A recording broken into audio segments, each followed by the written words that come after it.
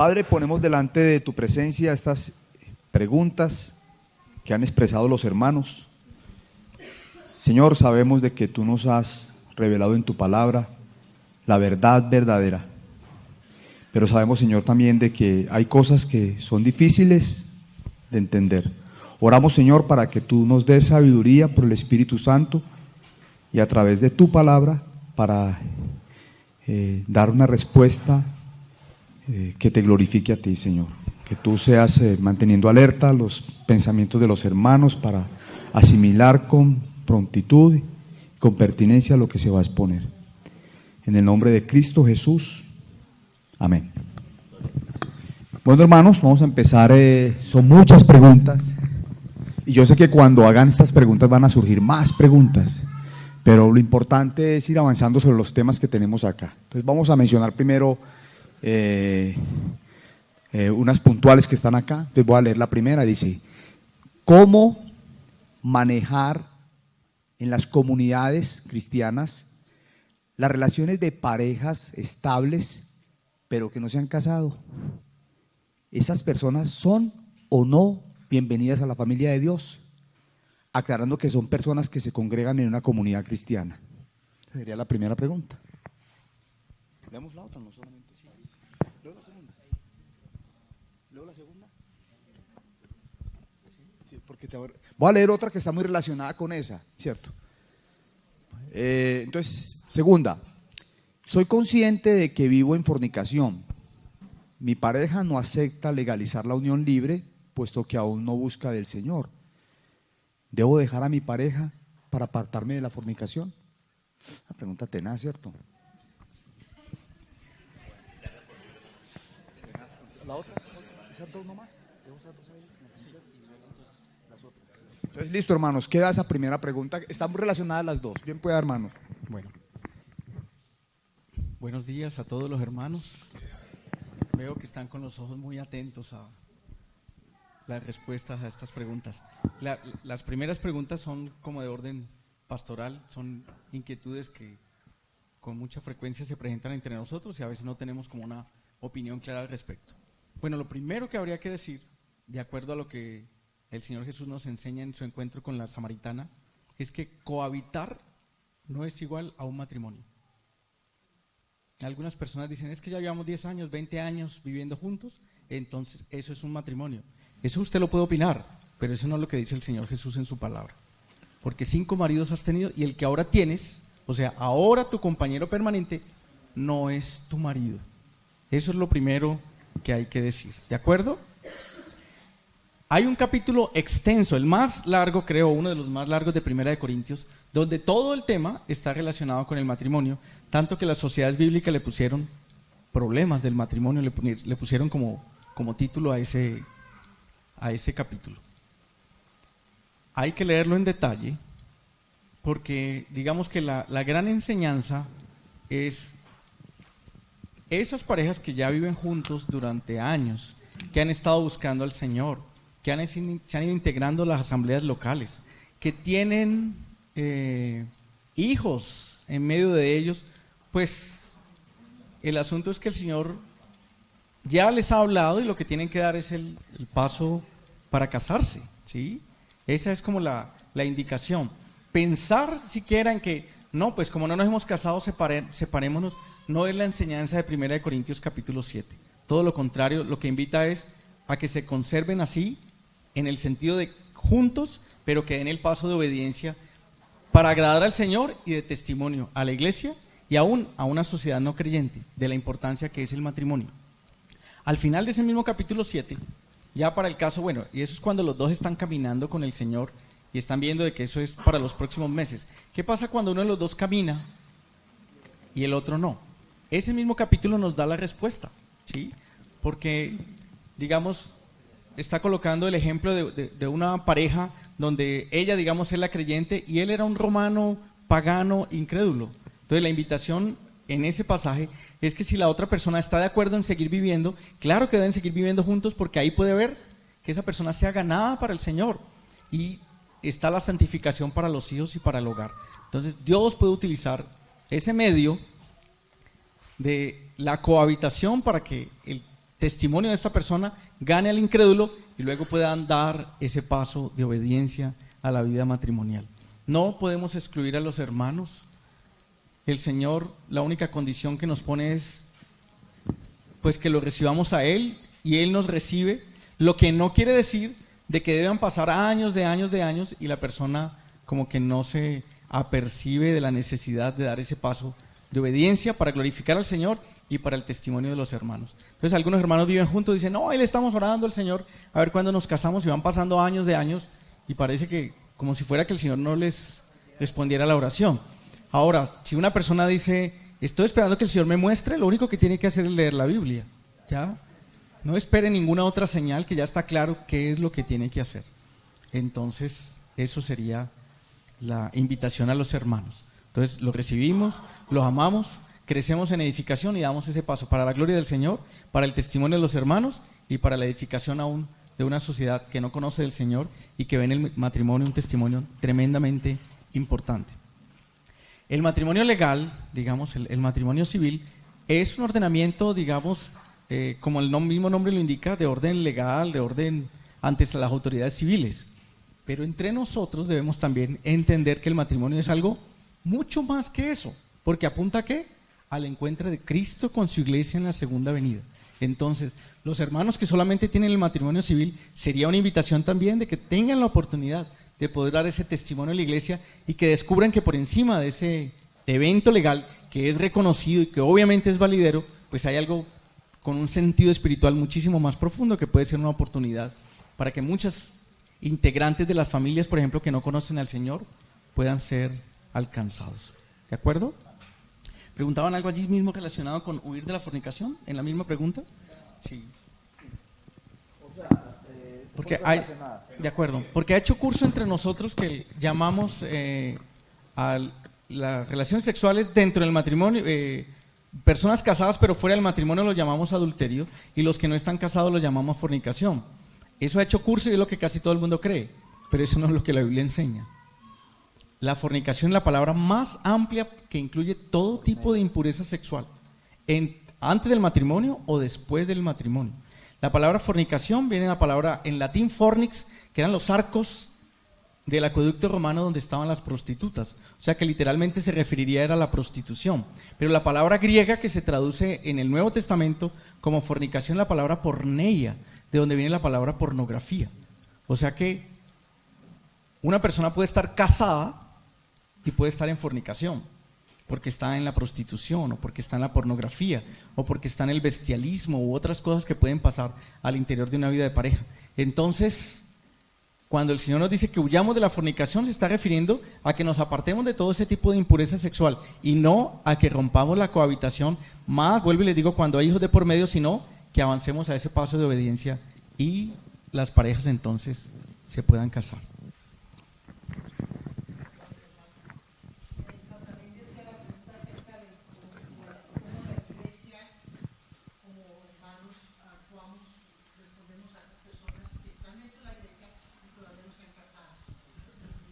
Sí, por eso lo decía, ahí tiene que ver el acompañamiento y el crecimiento. Hay hermanos responsables que pueden ayudar a los hermanos en ese sentido, pero ojo, porque es que algunos hermanos se quieren convertir en la conciencia de otros o en la voz del Espíritu, ¿sí? Entonces llega el hermano nuevo que sabe, está entrando el hermano nuevo a una reunión y la persona que lo conoce de antes sabe que no está casada y de una vez le está diciendo, si quiere seguir viniendo acá se tiene que casar. Eso definitivamente es una cosa terriblemente dañina. Las personas tienen que llegar primero que todo ¿a qué? Al Señor. ¿Para qué? Para que el Señor nos muestre las cosas en las que tenemos que avanzar y dar los pasos de obediencia. Entonces, para eso hay hermanos responsables y maduros para que ayuden a las parejas en ese sentido, y no para que todas las personas se sientan en esa libertad de decirle al hermano qué es lo que tiene que hacer, como si fuera la conciencia, como si fuera el Espíritu Santo. Lo otro es que a veces nos llegan parejas que se han separado, ahora están en cohabitaciones, se han vuelto a casar. Ese es un tema muy, muy extenso que no voy a responder ahorita, pero que sí quisiera recomendar un libro. Hay un libro que se llama así, Matrimonio, Divorcio y Segundo Matrimonio. El autor se llama J.E. Adams. Vale la pena que ustedes le den una miradita si quieren profundizar más acerca de este tema. Hermanos en general, y con mayor razón, hermanos responsables, porque van a tener esos casos en los que pastorear a los hermanos de las iglesias locales. Bueno, hermanos, vamos a continuar con preguntas. Es normal que en la medida que vayamos hablando de algún tema surjan otras preguntas, pero son tantas que tenemos que poner cuidado cuántas preguntas podemos hacer, porque aquí tenemos demasiadas preguntas. Bueno, viene otro tema también muy delicado y tiene que ver con el homosexualismo. Tenemos dos preguntas sobre ese tema. ¿Qué actitud debe tener la iglesia frente a personas que dicen ser hijos de Dios, manifestando un Jesús, entre comillas, que aprueba la homosexualidad? Esa es la primera. Y le damos la segunda. Como iglesia, ¿cómo se debe manejar las manifestaciones homosexuales en los niños y niñas en su más tierna infancia? Empiezo por la segunda y termino en la primera. Cuando estamos siendo niños, cuando estamos creciendo hasta nuestra adolescencia, llegar a nuestra vida adulta, estamos conformando nuestra identidad. Ningún tipo de acto, expresión o manifestación, entre comillas, homosexual en la niñez, se considera homosexualismo. Se tiene que entender desde esta perspectiva de la formación de la identidad. ¿Qué es lo que más va a ayudar a esa identidad? Pues un papá y una mamá en ese hogar. Eso es lo que más va a ayudar. Entonces, el asunto serio es que a veces un niño de pronto ha sido sorprendido con otro varoncito explorándose, o dos niñas dándose un beso, y luego viene el estigma de toda la familia de vea, estos se nos torcieron. Si le están diciendo a un niño a los 3, a los 4, a los 5 años que se torció, muy posiblemente sí se va a torcer, pero no por lo que hicieron, sino por el estigma que creó la familia o las personas que estaban alrededor acerca de eso. Si ustedes, si pudiera decir algo verdaderamente serio en este asunto es, ojo con la intimidad y el secreto de las cosas que pasan con sus hijos. A veces ustedes las terminan volviendo como para que salga en la crónica del Quindío. Eso no se puede hacer. ¿Listo? Cualquiera de esos asuntos se deben tratar al interior de la familia. Si la persona siente que como familia no son capaces de manejar eso, de resolverlo, estará a la ayuda de hermanos maduros, pero ojo con la confidencialidad de la información. Hay unos hermanos que les encanta conocer de esos casos para orar, ¿no? Y luego toda Colombia o Sudamérica se da cuenta de eso, ¿ya? Eso es muchísimo el daño que traen para esos niños que, vuelvo y les digo, están conformando la personalidad y van a quedar como con ese estigma de allí en adelante. Hay unos estudios muy, muy serios, inclusive publicados en países nórdicos, que son muy, muy abiertos con el homosexualismo, y esos estudios mostraron que jóvenes que luchaban con esa, que sentían en su juventud, en la adolescencia, que se sentían como atraídos a los de su mismo sexo, hasta el 70% cuando fueron adultos, resolvieron su inquietud y fueron completamente, digamos, dentro de su heterosexualidad y conformaron sus parejas y sus familias sin ningún problema. Entonces está en esa lucha de la formación de la identidad en un medio que, como ya hemos estado escuchando en el campamento, está bombardeando, un mundo que está bombardeando con una cantidad de conceptos verdaderamente equivocados. Desde hace aproximadamente unos 80, 70 años, desde 1948, las publicaciones de un autor que se llamó Alfred Kinsey quiso presentarle al mundo que la homosexualidad era la nueva normalidad. Entonces, cuando la Biblia nos dice que a lo bueno llamamos malo y a lo malo llamamos bueno. Algunas de esas publicaciones, él era un biólogo experto en insectos, entonces era experto en una cosa que se llama la diversidad para él. Entonces él llegó a escribir lo siguiente, que lo verdaderamente anormal en el mundo natural era la heterosexualidad. Entonces miren el asunto tan serio. Entonces eso fue lo que publicó, eso es lo que ha creído, digamos, la psicología y la ciencia médica. Eso no había sido como cuestionado seriamente hasta ahora, que está siendo cuestionado por autores muy, muy serios. Ya en este punto quisiera recomendar dos autores que vale la pena que ustedes tengan en cuenta estos dos libros. Uno se llama El sexo y la supremacía de Cristo. El editor es John Piper. Vale la pena que le sigan la pista a ese libro.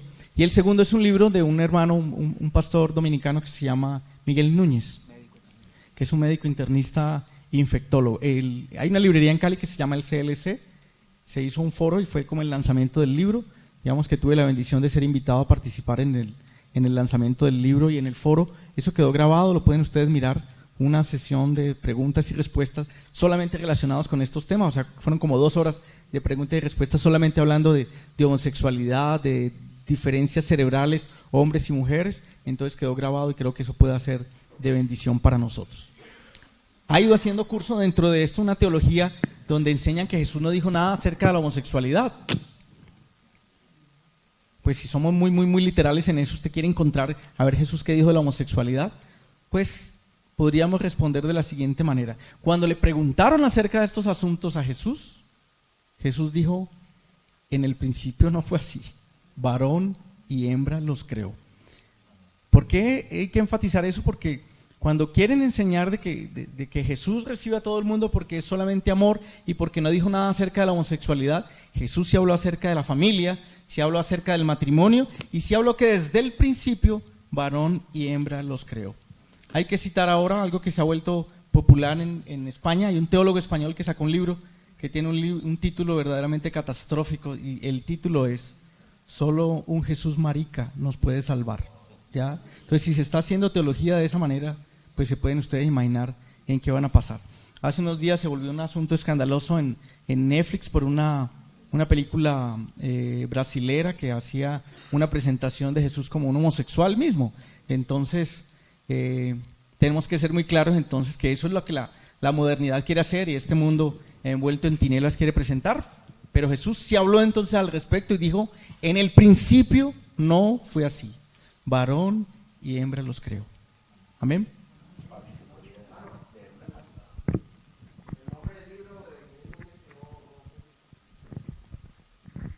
El libro tiene un título el título es muy interesante, aunque se llama Revolución Sexual, el libro. Revolución Sexual. Miguel Núñez.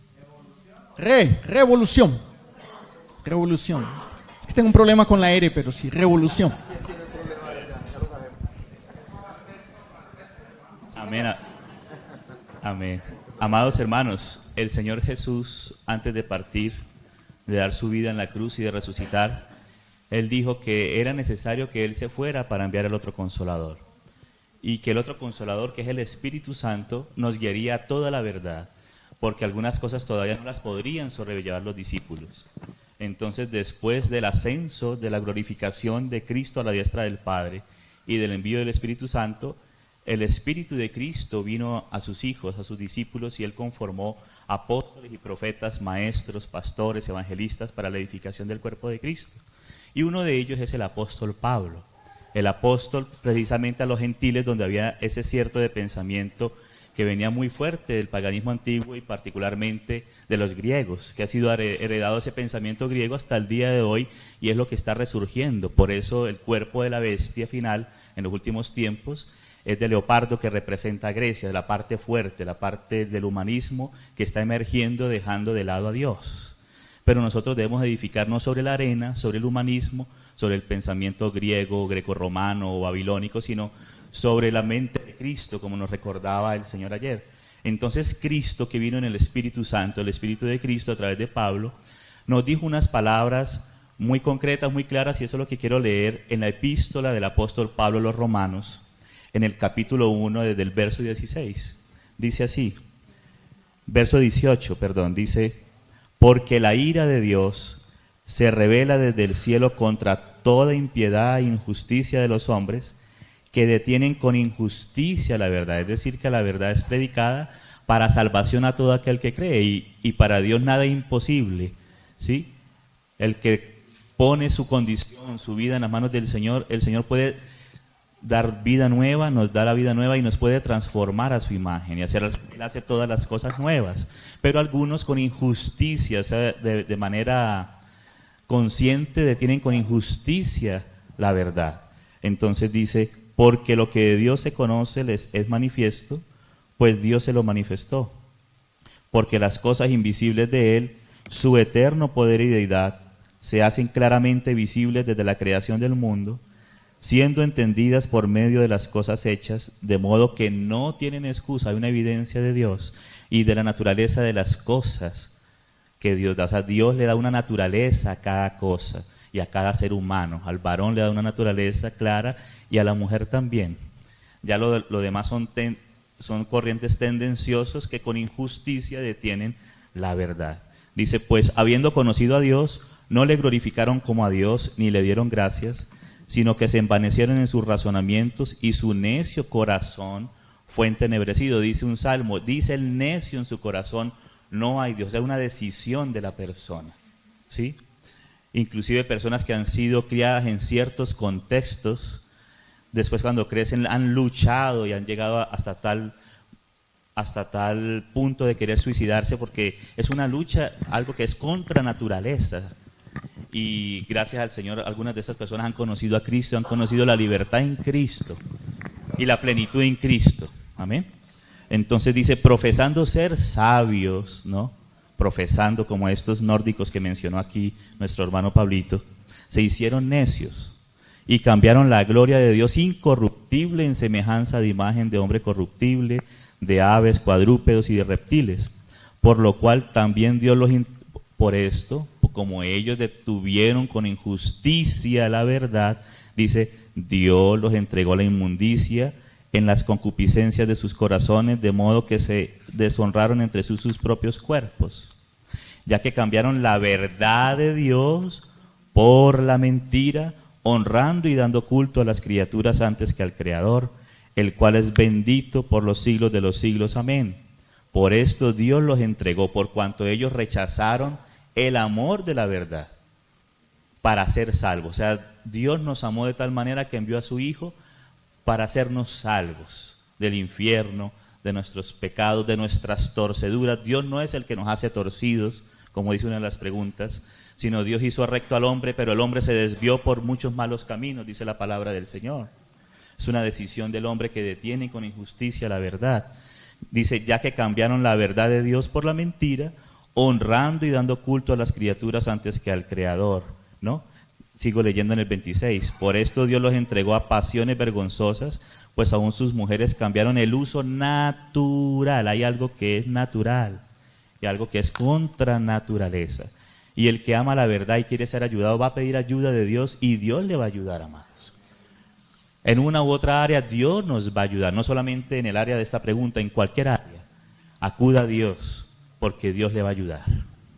Dice, entonces cambiaron el uso natural por el que es contra naturaleza, y de igual modo también los hombres, dejando el uso natural de la mujer, se encendieron en su lascivia. Lascivia es un uso descontrolado, sin freno, de los deseos sexuales. Dice, unos con otros, cometiendo hechos vergonzosos, hombres con hombres, y recibiendo en sí mismos la retribución debida a su extravío. O sea que es una retribución. No es que Dios lo quiso así, ni que Dios lo hizo así, es una retribución. Eso es algo que hay con claridad. Porque algunos pueden, para excusar su dificultad, para excusarla, dicen, no, pero yo fui criado en ese contexto, sí. Pero hay muchos ejemplos de que fueron criados en contextos aún más difíciles que los de ellos, y acudieron al Señor, y el Señor les ayudó y los libró. Entonces dice, y como ellos no aprobaron tener en cuenta a Dios, Dios los entregó a una mente reprobada para hacer cosas que no convienen. Entonces ahí sigue hablando. Entonces, amados hermanos, el Evangelio de Dios, Romanos es el Evangelio de Dios que habla acerca de su Hijo, que vino a hacernos libres, perdonarnos y libertarnos, perdonar nuestros pecados, y si acudimos a Él, Él nos perdona cualquiera que sea nuestra dificultad. Y además el Espíritu Santo tiene una ley que es la libertad del Espíritu de vida en Cristo Jesús, que ha vencido la ley del pecado y de la muerte. Y si acudimos a Él, hermanos, vamos a ver esas maravillas, como le dijo a Marta, no te he dicho que si crees verás la gloria de Dios. Si resucitó muertos, hermanos, eso, el resto es pan comido para el Señor. Buenos días, hermanos. Quiero ser muy breve en el aporte. Esta persona, este hermano, es un amado hermano en Jesucristo que tiene una visión distorsionada de quién es Jesús, el Jesús de la Biblia. Nosotros debemos entender que Jesucristo es Dios. Jesucristo es uno en unidad con el Padre y con el Espíritu Santo. Entonces, sus palabras son autoritativas y son verdad, y cuando nosotros consideramos toda la Biblia, nos vamos a dar cuenta que Dios no aprueba el homosexualismo. Entonces lo que tenemos es un hermano que no conoce quién es el Jesús de la Biblia.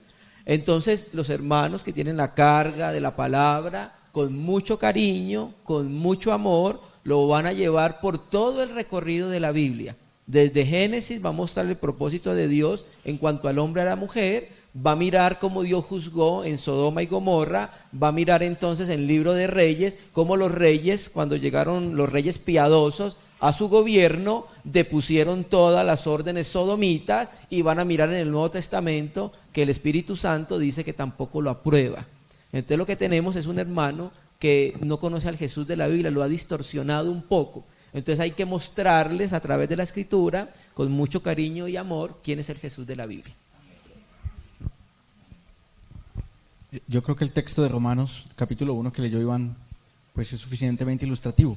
Pero quisiera leer algo que está en 1 Corintios, capítulo 6, versículo 9. Acuérdense que Corinto era una ciudad, es una ciudad en Grecia, con toda la influencia de la filosofía griega, y los griegos fueron los maestros de los romanos después. Toda la cultura es greco-romana. Dice 1 Corintios 6, 9. ¿No sabéis que los injustos no heredarán el reino de Dios? No erréis, ni los fornicarios, ni los idólatras, ni los adúlteros, ni los afeminados, ni los que se echan con varones, ni los ladrones, ni los avaros, ni los borrachos, ni los maldicientes, ni los estafadores heredarán el reino de Dios. Pero miren que lo maravilloso que viene a continuación en el versículo 11. Y esto erais algunos. O sea que en la iglesia local de Corinto, algunos habían tenido ese tipo de comportamiento, ese tipo de vida. Esa es la más extraordinaria de las noticias, y es que en el Señor hay sanidad, restauración y una nueva vida. ¿Qué debemos hacer? Recibir a estas personas, ayudarles en el Señor, y el Señor hará la obra, porque no somos nosotros. Esto erais algunos. El Señor, como nos lo ha estado hablando en este campamento, nos transforma interior y exteriormente. Amén. Bueno, quiero también hacer un aporte pequeñito en este tema. Hay un libro del autor inglés John Stott que habla de la iglesia y los problemas contemporáneos, y un capítulo dedicado en ese libro exclusivamente a la homosexualidad. Un hermano muy equilibrado y un gran teólogo y siervo del Señor. Entonces les recomiendo también ese libro de John Stott.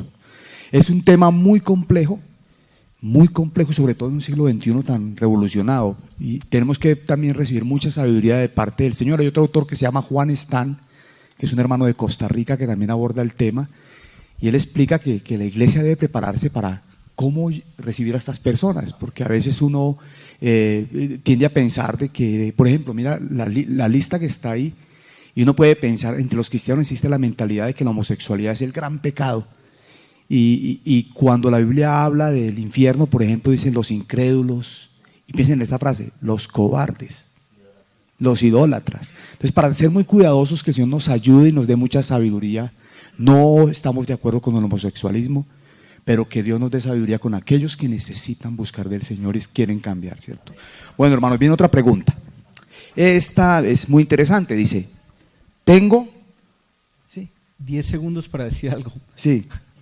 Precisamente como, Uno, dos. Como la iglesia no ha recibido a estas personas que están buscando al Señor, han terminado haciendo congregaciones aparte y han terminado haciendo una Biblia completamente distorsionada que llaman la Biblia arcoíris, donde los textos que hablan claramente respecto a la homosexualidad los matizan, los modifican, los alteran de tal manera que ellos aparentemente delante del Señor no estén haciendo nada malo.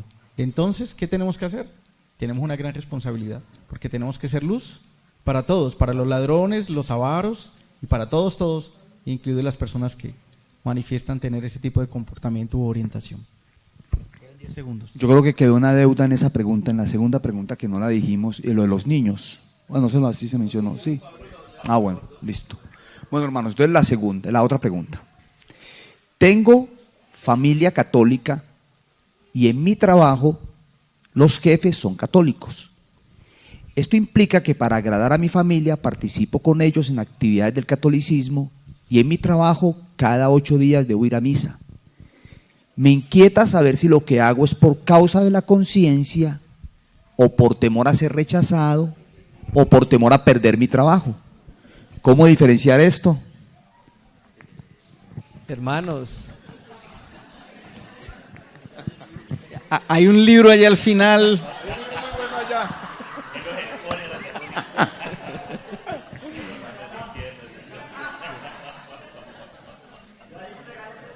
Sí. Hermanos, creo que la respuesta está en la misma pregunta. El hermano sabe que lo está haciendo por no perder su trabajo. Nosotros como cristianos debemos tener unas convicciones muy fuertes. Voy a colocar el ejemplo del primer siglo. Los hermanos muchos eran muertos porque los colocaban delante del César o de las estatuas del César y tenían que ofrecer incienso y decir que el Kyrios, el Señor, era el César. Pero los cristianos sabían en su corazón que el Kyrios no era el César, el Kyrios era el Señor, Jesucristo. Entonces ellos se rehusaban a poder hacer aquello y por ende entonces terminaban muertos, decapitados en el Coliseo romano, con las bestias. Yo siento que hay momentos en los cuales se puede tener una concesión, pero como cristianos nuestra familia y nuestro trabajo debe conocer nuestro testimonio acerca de Jesucristo y empezar a marcar un límite, amados hermanos, ¿cierto?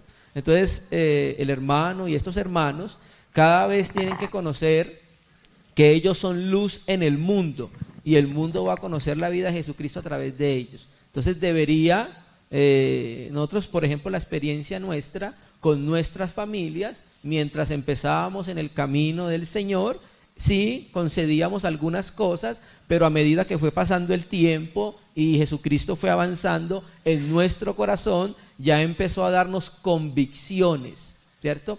Hermanos, y esa es una manera por la cual vamos a ser vituperados, pero ese es el precio que hay que pagar, ¿cierto? Nosotros tenemos que pagar un precio con nuestra familia, con nuestro trabajo y en nuestro entorno por ser de Jesucristo. Quería ser breve con esto, hermanos. Sí, el mismo Señor Jesús dijo que, fíjese que el Señor Jesús es el príncipe de paz, pero el mismo príncipe de paz dijo que no había venido a traer paz sino espada. Iba a poner a las familias en guerra, al padre contra la hija, a la madre contra el yerno, etcétera. Y por ello podemos entender que cuando llega la luz a una persona, esa persona que es luz va a tener que confrontar las tinieblas. Y las tinieblas entonces van a tener que manifestarse. Claro que sí, yo creo que a todos nos ha pasado. Hemos tenido que renunciar a seguir esas convicciones. Recibimos al principio el rechazo, el juicio, la condenación, pero pasado el tiempo hemos visto, por lo menos en mi caso particular, hemos visto el apoyo del Señor. Las familias poco a poco van entendiendo, van recibiendo también guía del Espíritu Santo y terminan convirtiéndose al Señor. Pero sí hay que pagar el precio. Hoy mismo en ciertos países musulmanes o incluso judíos, donde alguien se convierte al Señor, la familia lo erradica. Los padres desheredan a sus hijos, ya no les llaman hijos, ellos tienen que irse de la casa, son abandonados. O sea que el precio de seguir al Señor con radicalismo implica perder incluso hasta la familia, hasta que llegue el día, hasta que llegue el momento en que esa familia también recibe convicción. Bueno, yo quiero de pronto hacer un pequeño aporte ahí. Como funcionario SENA, muchas veces saben que el SENA está avalado por la Iglesia Católica, ¿cierto? Y tenemos compañeros que han fallecido y todo eso, y en ocasiones se hacen ceremonias, una misa, por ejemplo. Yo declaro mi posición como cristiano en el SENA, pero, por ejemplo, esa concesión de ir y acompañar a la familia y saludar a la esposa del compañero y todo eso en ese momento, lo considero como una oportunidad de consolarlos, ¿cierto?, en el Señor. Yo sé que uno puede ser muy radical en eso. Yo quisiera como pensar en un texto bíblico que los hermanos me aclararan también. Ustedes recuerdan que cuando Naamán el sirio fue a hablar con Eliseo, y que hubo una sanidad. ¿Se acuerda que Naamán le dijo a Eliseo algo? Le dijo: hermano, yo tengo un problema, y es que cuando yo entro al templo del Dios de mi Señor, Él se apoya en mí, ¿es cierto? Algo así dijo, ¿cierto? ¿Qué hacía en ese caso? Que perdóneme si cuando... Entonces yo pregunté, hay una Concepción ahí, él era un militar, creo que era su ministro de defensa, no sé, y él tenía que acompañar al rey en ceremonias religiosas donde, no sé, había un ritual ahí en el que él se había afectado, no sé, quiero dejar como la inquietud ahí. Muy breve por el tiempo, por eso lo dijimos concesiones. No debe ser una regularidad normal en el cristiano. Además, recuerde el contexto del general sirio, de Naamán. Sí. ¿Sabe qué más hizo? Llevó tierra de Jerusalén para Siria. ¿Sí me entiendes? Entonces, Naamán no tenía una mente equilibrada como la que tenemos nosotros en Cristo.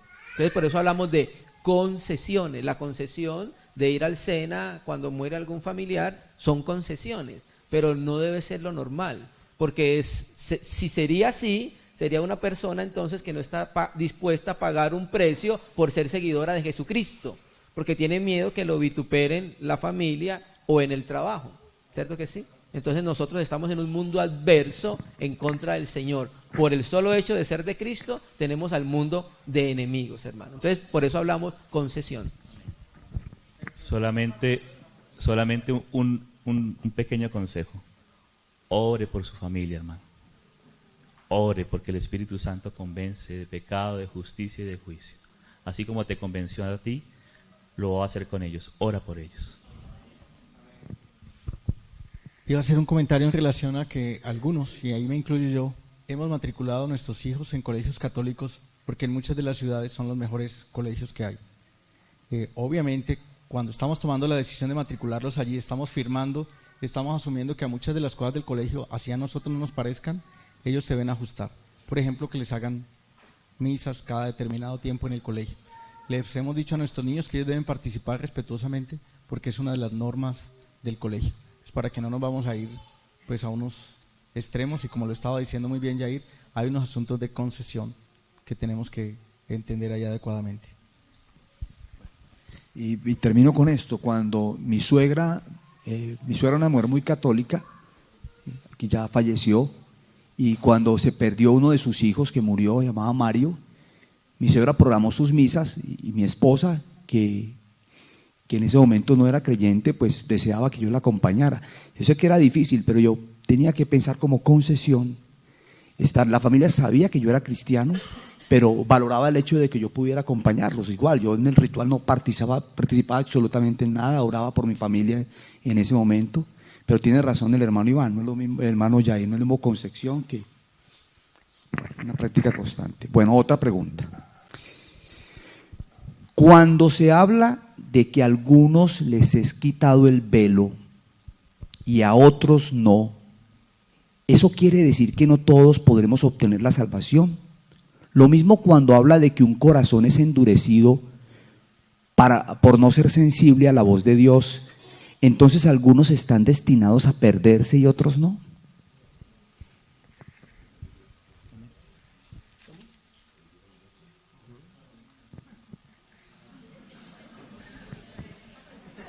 Esa sí es difícil, hermanos. Menos mal soy el moderador.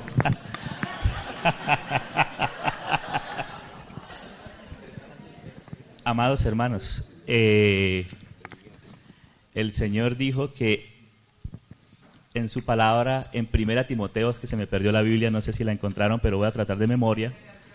1 Timoteo capítulo 2, dice que Dios quiere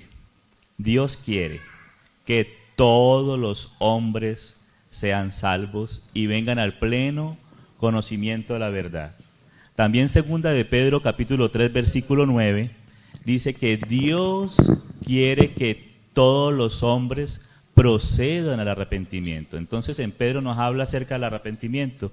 Dios quiere que todos los hombres, y por eso Él da tiempo a la humanidad, Él quiere que todos los hombres procedamos al arrepentimiento. Y el apóstol Pablo dice en 1 Timoteo capítulo 2, dice que Dios quiere que todos los hombres sean salvos y vengan al conocimiento de la verdad. Y también el Espíritu Santo a través de Ezequiel dice que Él no quiere la muerte del impío, sino que el impío proceda también al arrepentimiento y sea salvo. Es decir, que Dios nos creó a toda la humanidad a su imagen y a su semejanza. Y el hombre cayó por causa del engaño de Satanás y por la decisión propia del hombre. O sea, Dios no destinó al hombre para la caída. Dios creó al hombre con un propósito. Dice que nos predestinó para ser conformados a la imagen y a la semejanza de su Hijo. Pero hubo un enemigo, Satanás, que se rebeló, un querubín, se rebeló, nació de su propio corazón rebelarse, ser semejante a Dios, y él inyectó con esa mentira ese espíritu de rebelión en el hombre, y el hombre decidió voluntariamente desobedecer la voz de Dios. Pero inmediatamente ahí, después de la caída, Dios proveyó un animalito, un cordero, y sacrificó un cordero para vestir a Adán y Eva como una figura del Cordero de Dios que quita el pecado del mundo. Entonces también dice el apóstol Pablo en la primera epístola a los tesalonicenses, dice que por cuanto algunos no amaron la verdad para ser salvos, Dios entonces les envía un espíritu mentiroso para que crean a la mentira. Entonces la palabra habla de una justa retribución. También Pablo en Romanos, en el capítulo 10 de Romanos, dice que hay una retribución por cuanto el pueblo rechazó al Señor, el pueblo de Israel. Entonces hubo una retribución, es decir que Dios no quiere que los hombres se pierdan, sino que todos los hombres procedan al arrepentimiento y que crean al Señor y que sean salvos. Amén, amados. También dice la palabra en Hechos de los Apóstoles, que Dios, en Hechos de los Apóstoles capítulo 17, dice que Dios dio fe a todos los hombres con haber levantado a Jesucristo de entre los muertos. O sea que la evidencia de que Jesús es el Hijo de Dios y que cumplió todas las profecías, porque se cumplió la profecía desde el nacimiento en Belén. ¿Quién va a programar nacer en Belén? Que eso está incluido en otra pregunta. ¿Quién va a programar nacer en tal fecha y en tal ciudad, de cierta tribu, de cierta familia? Nadie. Pero Dios preparó todo para el nacimiento del Salvador. Como Dios ya conoce todo anticipadamente, pero el hecho de que Dios conoce todo anticipadamente no quiere decir que Él entonces está obligando a la gente a que caiga o a que sea salva, a que se pierda o sea salva. Dios ya conoce, y como Dios ya conocía la caída, entonces previó desde la eternidad pasada, previó anticipadamente enviar a su Hijo, al Cordero, a morir por nosotros. Entonces esos pasajes de Hechos que se toman dislocadamente de la palabra, cuando dice que Él, por su anticipado consejo, entonces el Hijo de Dios murió, claro, porque es que Dios desde la eternidad sabía de la caída del hombre, entonces ya preparó al Redentor, al Salvador, en ese caso sí, ¿sí? Pero Dios quiere que todos los hombres seamos salvos, ¿sí? Dios no quiere que ninguno se pierda, amén. ¿Y por qué algunos se endurecen? Se endurecen como una retribución, porque Dios envía su amor, envió a su Hijo, envió el Evangelio, envió su gracia, su misericordia, y los hombres rechazaron a Dios, con injusticia detuvieron, con impiedad, la palabra del amor del Señor. Entonces por eso sus corazones son endurecidos. Por ejemplo, Dios le habló al faraón por medio de Moisés, pero él endureció su corazón, y como eso entonces Dios le endureció el corazón. Pero ve que es una retribución. Primero Dios inclusive le dio una oportunidad a faraón, pero Dios no tiene que esperar para saber qué va a acontecer. Dios ya sabe las cosas, pero aún así le da oportunidad a todos. Ese es el carácter de Dios, su paciencia, su amor, y esperar hasta el final de la vida de cada persona, ¿verdad? Pero no debemos esperar hasta el final. Si hoy, dice, mientras que escuches la palabra, hoy estamos escuchando la palabra, hoy es la oportunidad. No sabemos si tenemos una oportunidad para mañana. Nos puede dar un paro cardíaco esta noche, no sabemos. Entonces decidamos hoy por el Señor. Amén, amados. Pero entonces dice que por cuanto ellos rechazaron el amor de la verdad para ser salvos, entonces ahí, como Dios insiste, pero la persona insiste también en rechazar, insiste, entonces Dios le envía un espíritu de engaño para que crean a la mentira. Entonces alguien puede preguntar, pero entonces yo cómo sé si Dios ya se cansó, No, tú oras hasta el final, porque Dios es longánime, amén. Tú no sabes, pero Dios sí. Nuestro trabajo es seguir orando, seguir predicando y seguir creyendo y esperando en el Señor, hasta que esta persona tenga oportunidad aquí en la tierra, que es mientras que esté vivo. Amén, amados.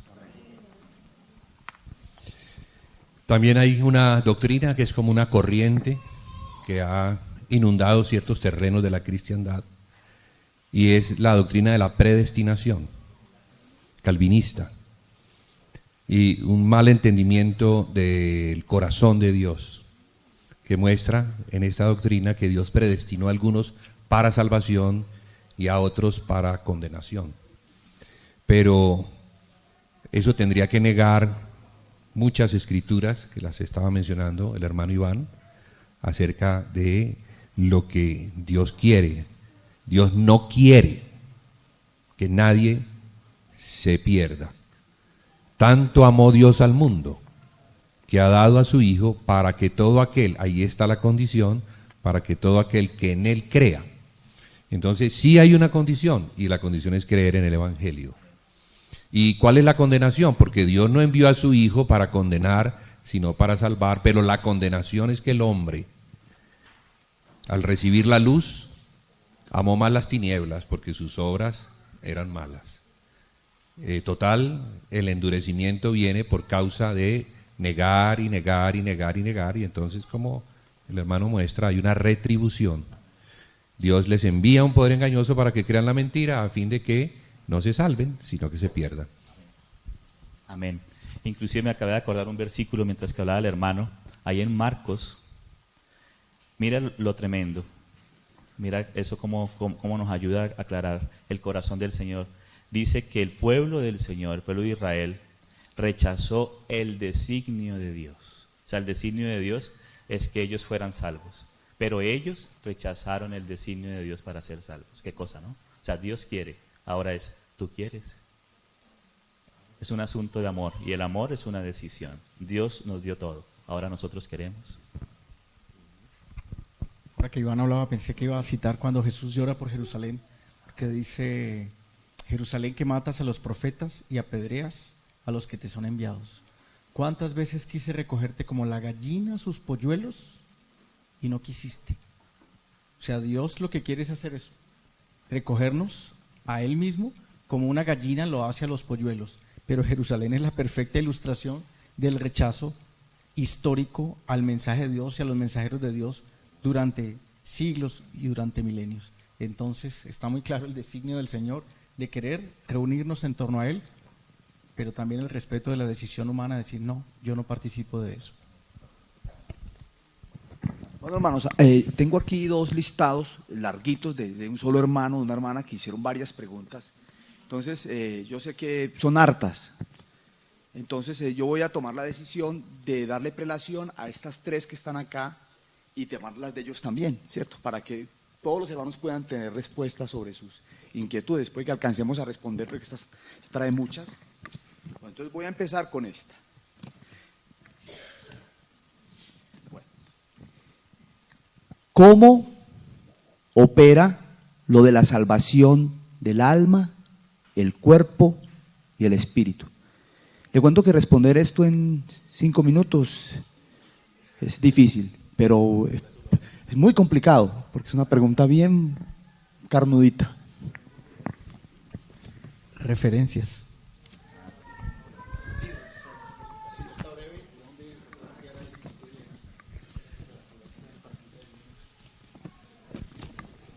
Una muy buena pregunta, pero la respuesta es muy extensa, porque la salvación está relacionada con el cuerpo del hombre.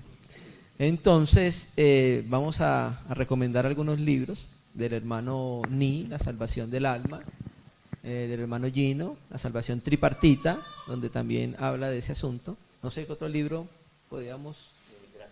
Gracia y Reino también habla de ello. Vamos a hacer el Evangelio de Dios. Los vencedores del hermano Arcadio. Son bastantes libros que hablan de ello. Vamos a resumir. Dios diseña al hombre, y en la constitución del hombre, nosotros creemos que el hombre consta de 3 partes: una que es el cuerpo, una que es el alma, donde es el asiento de los pensamientos, de la voluntad, la personalidad del hombre, y el espíritu, que es en el cual hay una comunicación con Dios. Cuando el hombre muere en la constitución completa de su cuerpo. Entonces Dios nos revela por la Escritura, por eso hay algunos pasajes en la Biblia que pareciera que la salvación se perdiera, pero hay que entenderla desde el ámbito de la salvación del alma, ¿cierto? Entonces, Dios nos salvó en el pasado. ¿Cuándo? Cuando creímos. Ahora pues ninguna condenación hay para los que están en Cristo Jesús. Punto. Romanos 8:1. Entonces la persona que cree en Jesús el Cristo, el Hijo de Dios, no irá a condenación. Y lo entendemos desde el punto de vista de Romanos capítulo 5, cuando nos habla del caso de aquel hermano que se estaba acostando con la mujer de su papá. Y entonces termina diciendo el texto, para que su espíritu sea salvo en el día del Señor. Entonces entendemos que la persona que se une a Jesucristo a través de la fe es salva de la condenación eterna. Pero resulta que el Señor también tiene una salvación en el tiempo presente, que es librarnos del poder del pecado, de la esclavitud del pecado. Entonces es un avance de la vida de Dios en el alma de la persona, en su personalidad y en su carácter. Esa es la salvación en el tiempo presente. Y el estadio futuro de la salvación es la transformación del cuerpo. Esos son más o menos lo que nos revela la Escritura acerca de la salvación completa del hombre, porque no es tan sencillo. Y es por causa de eso que han salido muchas corrientes que enseñan que la salvación se pierde, porque hay ciertos versículos donde dice que puede salvar su alma o puede perder su alma. Pero esos textos tienen que ser vistos desde el aspecto global de la salvación. Para no alargarnos mucho porque son muchas preguntas. ¿Listo? Bueno. Entonces, verdad, es una pregunta muy compleja, pero pues hay material afortunadamente para leer sobre el tema. Yo creo que el más a mano es el material de nuestro hermano Gino, el de la salvación tripartita. Si usted quiere tener claro sobre esto, con buenas referencias bíblicas, altamente recomendado ese material. Y es muy corto, comparado pues a todos. Por ejemplo, el Evangelio de Dios, que son 3 tomos. Ya, entonces, que lo busquen ustedes en las páginas web que están disponibles, gratuitos para todos, o en Google. Bueno, listo. Tenemos otra pregunta acá. ¿Qué significa el espíritu de retaliación? Bíblicamente, ¿cómo se expone el espíritu de retaliación? Yo creo que es importante que los hermanos entiendan el concepto, porque a veces uno puede hablar del tema sin tener claridad. Yo quiero hacer como un paréntesis chiquito, por ejemplo, frente a una situación de la obra de un hermano o de una iglesia que está avanzando hacia el Señor y él está haciendo una obra para la gloria del Señor, y viene un ataque del enemigo sorpresivo como una especie de retaliación por lo que se está haciendo para él, ¿cierto? Yo pienso que es en ese sentido que se está hablando, pero quiero dejar pues que los hermanos se enfoquen en este tema. Espíritu de retaliación. Yo realmente pues no encuentro, podemos decir que está explícito en las Escrituras o implícito, o es un lenguaje que se ha creado hoy en día para hablar de un tema especial. Entonces dejamos espíritu de retaliación.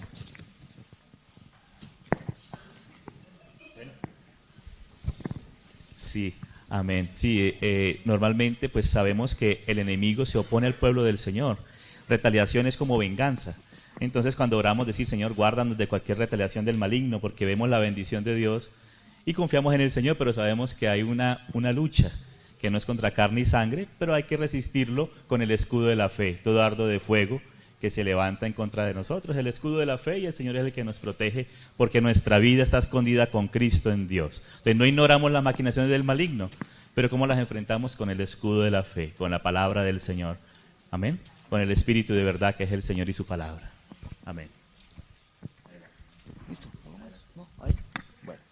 Listo. Bueno, otra.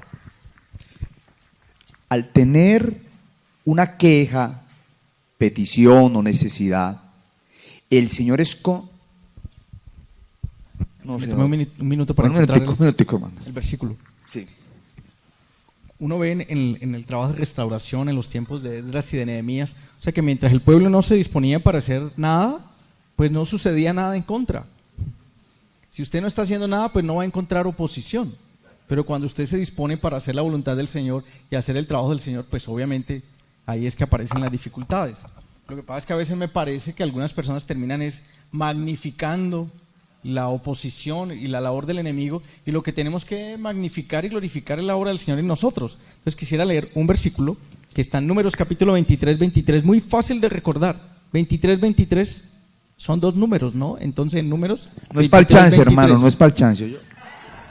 Miren lo que dice la Biblia. Porque contra Jacob no hay agüero, ni adivinación contra Israel, como ahora será dicho de Jacob y de Israel, lo que ha hecho Dios. O sea, tratemos de estar centrados en el Señor y no estar pendientes tanto de, y ahora el diablo con qué mira a salir. No, lo que tenemos que estar pendientes es, y ahora el Señor cómo me va a mostrar su voluntad y qué es lo que yo voy a hacer para Él, según la dirección de Él para mí.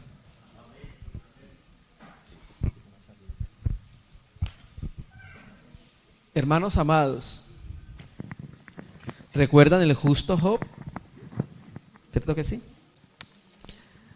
El Señor Jesucristo le dice a Pedro, le revela algo que nadie más sabía, solo Él, por ser Dios. Pedro, Satanás os ha pedido para zarandearos como a trigo.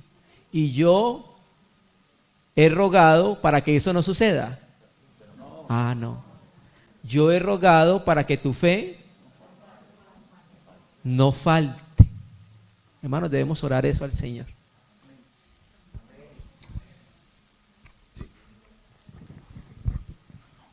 Listo, entonces repito la pregunta. Al tener una queja, petición o necesidad, el Señor es conocedor de ella. Sin embargo, Él desea que vayamos a Él en oración. El orar en ciertas ocasiones puede determinar la acción del Señor. Su obra en nosotros depende de nuestras oraciones.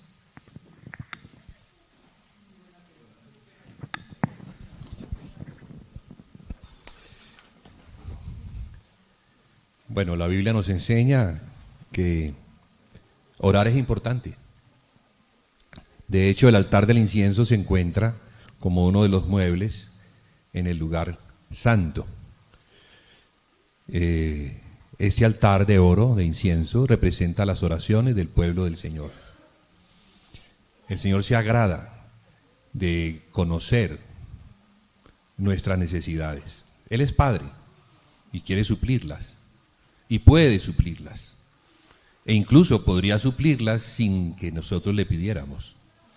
Pero la oración nos acerca al Padre. La oración nos permite tener intimidad con Él, conocer su corazón, conocer su espíritu, permitirnos en esa intimidad ser abrazados por el Padre y luego ver, claro, las respuestas a nuestras peticiones. Entonces no es que la oración vaya a forzar el brazo de un Dios que es duro y está esperando que el Hijo venga y se postre delante de Él para que después de una y otra oración y otra oración y otra petición, entonces Él decida concedernos a nosotros el favor. No, yo no veo a Dios así. Yo veo a Dios como un Padre que quiere tener intimidad con sus hijos. Y la forma que Él encuentra para tener intimidad con nosotros es a través de la oración. En el lugar santo, el altar de incienso estaba permanentemente prendido, lo cual nos muestra que la oración no necesariamente tiene que ser un acto a una hora de... Esto es mío, personal, ustedes lo juzgarán. Tenga que ser en un lugar determinado, a una hora determinada. Creo que tenemos el espíritu de intercesión que gime y pide más allá de lo que nosotros entendemos, incluso cuando no somos conscientes de que estamos en una necesidad y pidiéndole al Padre. El espíritu gime, el espíritu que nos ha sido dado gime. Y es el que entiende al Padre, Abba Padre. Entonces, esto nos da mucha confianza y mucha seguridad de saber que tenemos un Padre que nos atiende permanentemente, que está constantemente atendiendo la vida de sus hijos. Aún los hijos que no quieren tener una intimidad con Él, por el Espíritu la tenemos. En cualquier momento la tenemos. Va mucho más allá de lo que decimos, de lo que expresamos verbalmente. Es algo muy íntimo. E incluso nuestros pensamientos, las cosas profundas, íntimas, son conocidas por nuestro Padre, aún antes de que las expresemos. Y las concede mucho más allá de lo que pedimos. Entonces, eso puede derribar esas ideas falsas de que si no oramos, no vamos a recibir. Sí, vamos a recibir. Pero el Padre quiere que le pidamos. El Padre quiere tener intimidad con nosotros. Entonces, aprendamos a tener una relación como lo es en el altar, permanente, constante. Un estar en el Señor, un ser conscientes de que el Señor está en nosotros, de que quiere vivir la vida con nosotros, en nosotros y, claro, para la gloria de Él. Quiero hacer un aporte breve. En las Escrituras son muchos los casos de las personas reciben porque oraron, ¿cierto? Pero no quiere decir entonces que Dios no va a operar si no se ora. Ya el hermano aclaró muy claro. Dios quiere que nosotros oremos porque a través de la oración no estamos dependiendo de nosotros, sino que estamos diciéndole a aquel que todo lo puede que lo haga, ¿sí? Entonces hay muchos casos. Recuerda el caso de el rey Ezequías. Vino Isaías y le dijo, así dice Yahvé, ordena tu casa porque morirás. Sale Isaías de la presencia del rey y en la mitad del palacio vino palabra de Yahvé a Isaías, le dice, ve y dile a mi siervo Ezequías que le he concedido lo que me ha pedido. ¿Qué pidió? Mientras iba caminando Isaías, Ezequías volteó su cara a la pared y le dijo al Señor que lo ayudara porque él era su siervo. Tengo otro caso acá, Ana, la mamá de Samuel, ¿recuerda? Entonces Ana estaba orando, pero no estaba pronunciando voz audible, sino solamente moviendo los labios, y Elí la vio y le dijo, pero ya digiere tu vino, deja de estar ebria. Y Ana le dice, no, Señor mío, yo soy una mujer atribulada de corazón, yo lo que estoy haciendo es que estaba derramando mi alma delante del Señor. Bueno, el Señor le concedió su niño, y cuando vuelve, lo presentan ante Elí, dice 1 Samuel 1, 27, por este niño oraba, y Yahvé me dio lo que pedí, ¿cierto? Entonces vemos muchos casos en los cuales Dios ha intervenido porque el hombre lo tiene en cuenta, porque efectivamente Dios quiere que nosotros, tus hijos, entremos en un relacionamiento interno con Él a través de la oración. Pero Dios también concede muchas cosas a las personas del mundo sin orar. Por ejemplo, mi esposa es una petición antes de yo ser creyente. Entonces, y vemos también Dios como también actúa muchas veces sin la oración del hombre. Pero Dios quiere que el hombre lo tenga en cuenta, porque quiere entrar en un relacionamiento con Él. Quisiera leer unos pasajes en Santiago, que es un apóstol de fe, y habla acerca de la oración. Por ejemplo, acerca de la sabiduría. Necesitamos sabiduría para todo.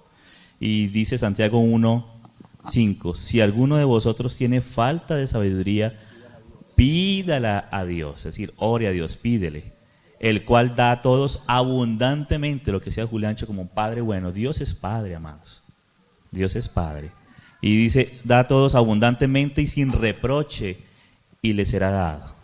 Dice, pero pida con fe, ese es el tema, que nuestra oración exprese fe, amén, que recibe, que cree, confianza. Dice, pida con fe, no dudando nada, como dijo el Señor en Mateo 7:7. Dice, pedid y recibiréis, buscad y hallaréis, llamad y se os abrirá. Entonces Santiago mismo dice que pidamos al Señor, que pidamos al Señor, pero a veces no recibimos porque pedimos para nuestros propios deleites, y como un Padre amoroso, pues a veces no nos va a conceder aquello que de pronto no nos va a hacer mucho bien, ¿cierto? Pero entonces dice que pidamos no dudando nada. Y al final, ya de Santiago, mira lo que dice, algo tan sorprendente, amados. La fe. Ustedes saben que el nuevo pacto en el Señor de la fe. Amén. Hay que tener fe. La base de la vida, del crecimiento, de la victoria es la fe en el Señor. En el Señor. No la fe en la fe, pero sí la fe en el Señor. Amén. Y dice, aquí al final dice 5, Santiago 5:17, dice, Elías era un hombre sujeto a pasiones semejantes a las nuestras, era un ser humano. Y oró fervientemente, con fervor, para que no lloviese. Y no llovió sobre la tierra por 3 años y 6 meses. Y otra vez oró, y el cielo dio lluvia, y la tierra produjo su fruto. El hermano George Mueller, que le llamaban el apóstol de la fe, fue un hermano que por la fe, no la fe en la organización, en el concilio, en la bolsa, sino fe en Dios. Amén. Y nosotros debemos vivir por fe. Y en la obra de ser por fe, y en nuestra vida cristiana por fe, que Dios provee abundantemente. Y Él cuidó varios miles de huérfanos por la fe. Él se arrodillaba en secreto a Dios, pedía todas las necesidades y Dios se lo proveía en el momento oportuno. A veces algunos miles de libras esterlinas que en el siglo XIX era mucho dinero y Dios se lo proveía porque Él estaba pidiendo no para sí mismo, sino por causa de estos huérfanos que Dios le habló una vez un versículo. Dijo que Él era padre de huérfanos y esposo de viudas, y eso lo tocó tanto a Él y el Señor lo llamó a eso. Y ahí el Señor le respondió muchas oraciones. Hay un libro de Él que se llama Más de 50,000 oraciones respondidas, donde Él pone la oración el día que pidió y después el día que el Señor le respondió. Algunas se le respondía inmediatamente, algunas le respondía al mes y otras demoraba hasta 20 años para responder. Pero hermanos, hay que tener fe. Amén. La fe es la certeza de lo que se espera, la convicción de lo que no se ve. Entonces el Señor, hay que tener fe en el Señor. Y si el Señor no responde a algo, puede ser que no sea el tiempo, no nos conviene, pero créale a Dios, amados. Créale, porque eso es lo que honra al Señor. La fe en el Señor. Sí, la fe es la que lleva a orar. Bueno, 2 referencias de un autor sobre la oración, 2 libros muy buenos. La escuela de la oración de Andrew Murray y la oración intercesora de Andrew Murray. Y hay otro escritor muy reconocido también que escribió muchos libros sobre la oración, E.M. Bounds, B-O-U-N-S-D, M. Bounds. Tiene una serie completa sobre la oración, hermanos, temas muy buenos para ir aclarando más. Bueno, hermanos, voy a juntar 2 preguntas acá muy interesantes. Entonces decía el hermano, va a retomar algo que dijo el hermano Iván ahora, citando Santiago, no, pero pida con fe, no dudando nada. Entonces uno a veces se pregunta, voy a tomarlo en otro contexto. ¿Qué lugar ocupa la duda en la vida de un cristiano? ¿Puede el cristiano tener sus dudas, expresar sus inquietudes? Lo voy a decir por las preguntas que están aquí en estas 2 hojitas. Entonces voy a leer 2 primeras preguntas. Las voy a juntar las 2 porque me parece que tienen la misma relación.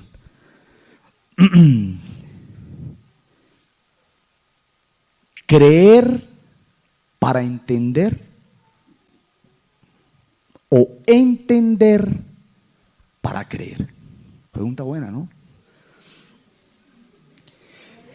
¿Qué hacer cuando encuentras dudas intelectuales? Aquí van a aparecer varias dudas intelectuales. ¿Qué hacer cuando aparecen dudas intelectuales con respecto a tu fe? Ahora vamos a empezar, aquí hay dudas intelectuales en estas. Entonces vamos a empezar con esas 2. Voy a empezar a dar esa respuesta con el patrocinio de la revista Tesoros Cristianos. Esta revista va en su 2º número. El primero fue sobre el Evangelio, este es sobre el arrepentimiento y el tercero es sobre la fe. En este número 2 hay el último artículo tiene que ver con el aborto, que creo que es alguna de las preguntas, y en el tercer número, miren, ustedes son privilegiados, el anticipo, no ha salido la revista, y la revista, el artículo que escribiré para el tercer número es para responder esa pregunta que está allí, ¿sí? Pero no podemos decir todo porque después no consiguen la revista. El Señor desde Deuteronomio 6 quiere que lo amemos con todo nuestro ser. Y todo nuestro ser incluye, claro, nuestras emociones, nuestro cuerpo, pero también nuestra mente. El amar al Señor es con nuestra mente, con nuestra racionalidad. El hermano estaba exponiendo Romanos capítulo 12 y en el versículo 1 dice que es nuestro culto racional. O sea, la razón, la mente es tremendamente importante. Entonces, si tenemos dudas, tenemos que darle gracias al Señor por las dudas y tenemos que avanzar en sus respuestas. Hay 2 pasajes donde Jesús nos ayuda con esto claramente. Hay una donde el Señor le pregunta a alguien que está pidiendo un milagro que si puede creer, y él le dice, puedo creer, pero ayuda a mi incredulidad. Y el Señor le ayuda a su incredulidad, no de reforzarle la incredulidad, sino de darle mayor evidencia para que él pueda tener mayor confianza. Y el otro pasaje es el clásico, que es Tomás con sus dudas. Todos han visto, los apóstoles han visto a Jesús resucitado, pero Tomás no. Y entonces él dice, bueno, pues a mí se me tiene que aparecer, yo lo tengo que ver, ¿cierto? ¿Y qué hizo el Señor? ¿Saben qué hizo el Señor? Le dio más evidencia. Apareció y le dijo, ¿tienes dudas? ¿Qué necesitas tocar? ¿Qué necesitas ver? No lo vino a regañar, a decirle incrédulo, usted sí, no, Tomás. Usted sí, ¿por qué no le cree a los demás que ya me vieron? No. ¿Necesitas más evidencia? O sea, ¿necesitas más información para la respuesta que tú necesitas? Aquí estoy. Cuando yo empecé mi caminar con el Señor, estaba, iba a decir muy pequeñito, no estaba, era muy joven, porque pequeñito me quedé. Joven, hermano. Era joven, ¿sí? Pues tenía muchísimas inquietudes, pero muchísimas inquietudes. En ese momento de mi vida cristiana, el libro que más me ayudó, que fue para mí un héroe de la fe, y después de muchísimos años tuve la oportunidad de conocer el autor personalmente, tengo una foto ahí con el autor, es Jas McDowell, en un libro que se llama Evidencia que exige un veredicto. O sea, la fe cristiana es una fe tan sólida, oiga, que aguanta nuestras dudas, que aguanta nuestros cuestionamientos. Pero entonces tenemos que plantear bien las preguntas y tenemos que buscar adecuadamente las respuestas. No las anulemos, no las silenciemos. ¿Ya? Vuelvo y les digo, la fe ni siquiera la fe cristiana, Dios mismo y la fe cristiana es suficientemente sólida para poder ser cuestionada. ¿Ya? Ya nos lo había dicho el hermano ahorita citando a Mateo, el que busca halla y el que llama se le abrirá. Si nos acercamos respetuosamente, también invocando esa sabiduría de Santiago 1:5, el Señor está disponible. El Señor quiere que nosotros le preguntemos para que Él nos dé la respuesta. Entonces, creo que ahora el Señor ha levantado una serie de hermanos muy, muy serios, una serie de serios, ya, desde en el mundo científico, que han tenido respuesta para una gran cantidad de cosas, en la biología, en la arqueología, en la historia, en la filosofía. Entonces, en la antigüedad había personajes de fe tremendos que fueron los grandes científicos como Galileo, Kepler, Copérnico, Newton. Eran los científicos y eran los teólogos de la época. Pues en este momento el Señor está levantando así unos hermanos, tal vez no muy conocidos para nosotros, algunos de esos libros ni siquiera están en español, pero hermanos serios que han estado empezando a responder las preguntas serias que le están planteando. Solamente tal vez como para citar algunos, tal vez William Lane Craig, Ravi Zacharias tiene un módulo de apologética en internet que ustedes lo pueden hay que pagar para él para poder hacer ese curso, pero por ejemplo, no solamente Ravi Zacharias aparece ahí haciendo las respuestas, sino John Lennox Carson.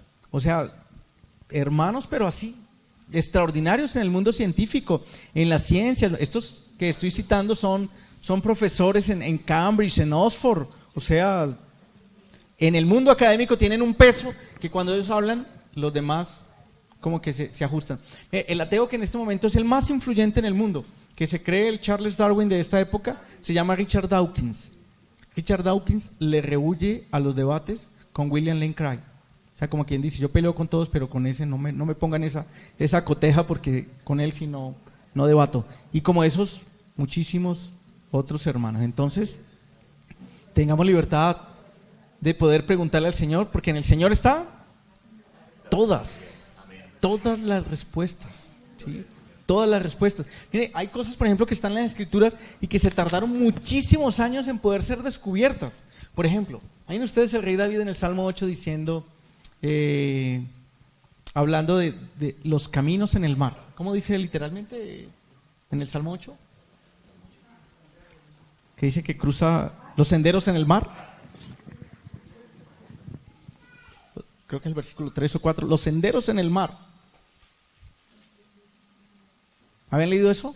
De los senderos en el mar. Entonces, alguien lo escribió el rey David. O sea, 10 siglos antes de Cristo. Alguien en la época reciente empezó a echarle cabeza a eso.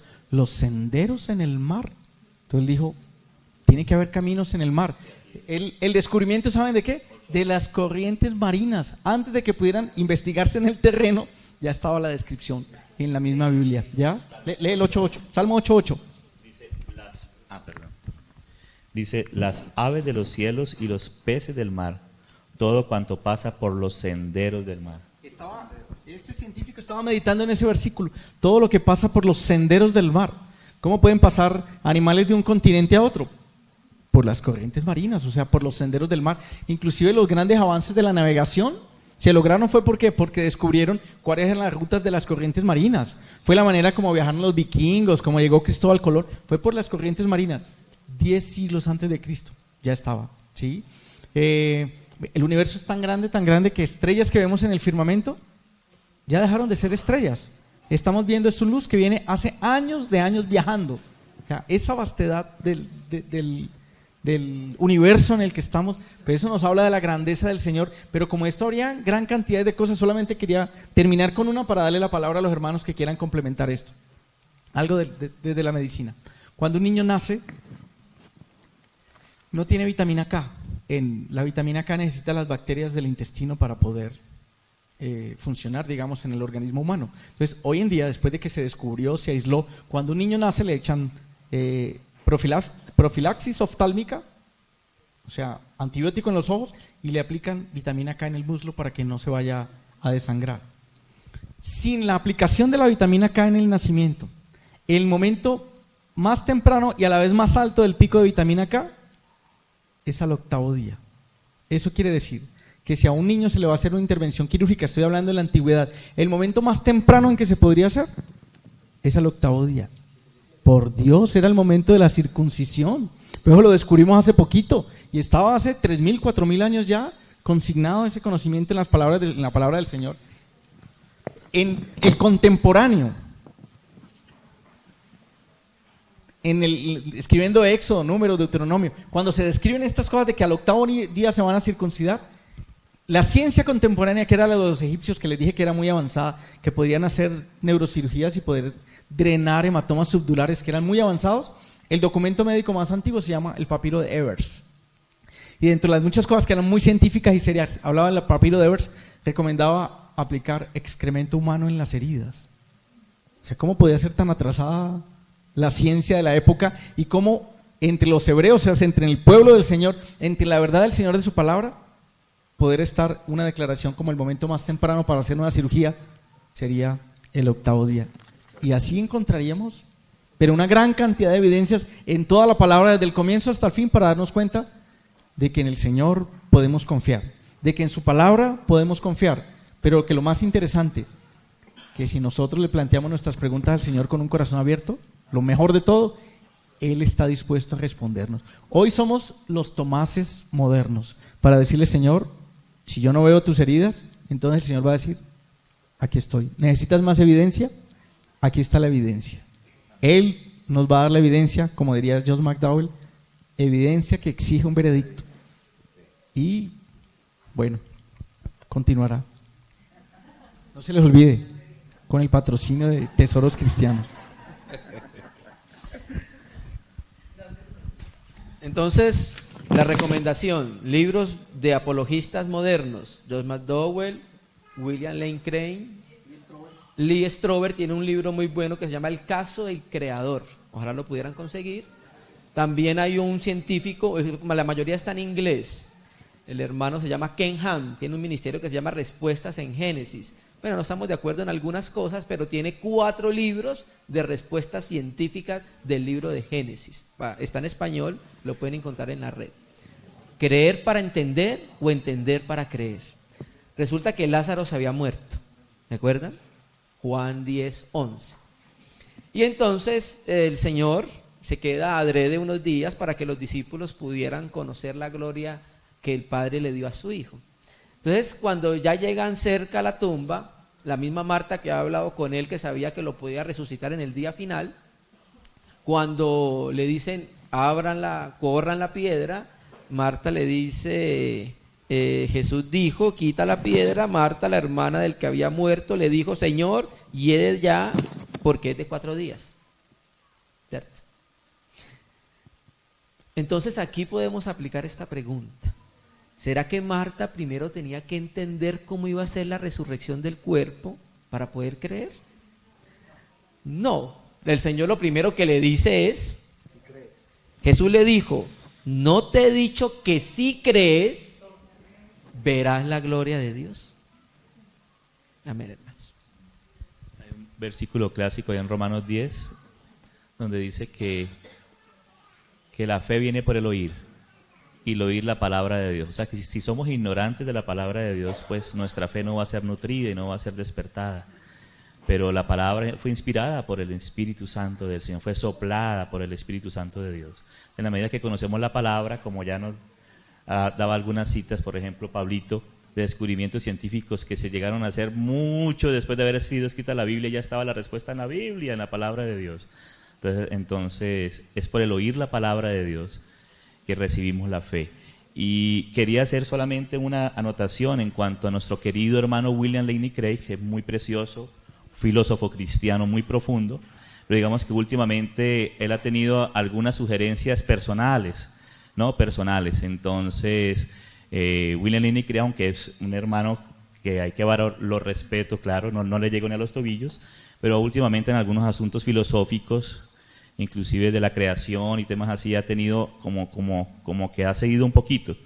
Entonces quisiera recomendar también al hermano que fue director de carrera del hermano William Lane Craig, que se mantuvo siempre en la verdad, conocedor de la filosofía, de la ciencia, de las religiones, que es el hermano Norman Geisler. Él tiene varios libros en español. Geisler se escribe con G, G-E-I-S-L-E-R, Geisler, Norman Geisler. Y él tiene un libro muy bueno que está en inglés y en portugués también, que resume como todo su trabajo de toda su vida, se lo escribió en los últimos años de su vida.